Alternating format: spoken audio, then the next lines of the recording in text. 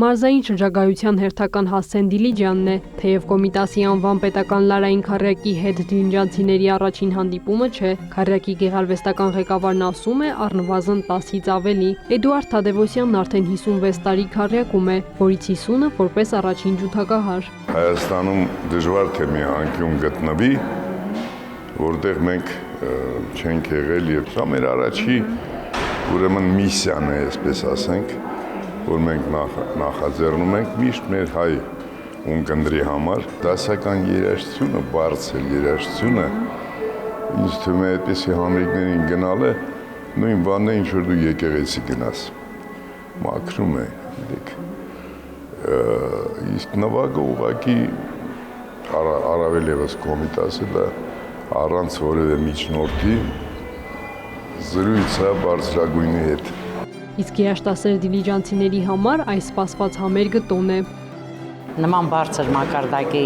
համերգի ունկնդիր լինելը մեզ համար իրոք տոն է, որովհետև ի տարբերություն մայրաքաղաքի բնակիչների մենք ամեն օր դրա առիթը չունենք։ Քարյակը նախորդ տարի տոնեց հիմնադրման 100-ամյակը հոբելյանական համերգով կրթության, գիտության, մշակույթի և սպորտի նախարարության աջակցությամբ այն աշխարհում միակն է, որ մեկ դար գործել է առանց դադարների, նույնիսկ երկրորդ աշխարհամարտի տարիներին։ Անվանի երաժշտական համույթի համերգացանկում դասական կոմպոզիտորների ստեղծագործություններն են և իհարկե Կոմիտասի։ Համերգը Դիլիջանի արվեստի պետական քոլեջի դահլիճում է, որտեղ քիչ չեն նաև երիտասարդ ունկնդիրները։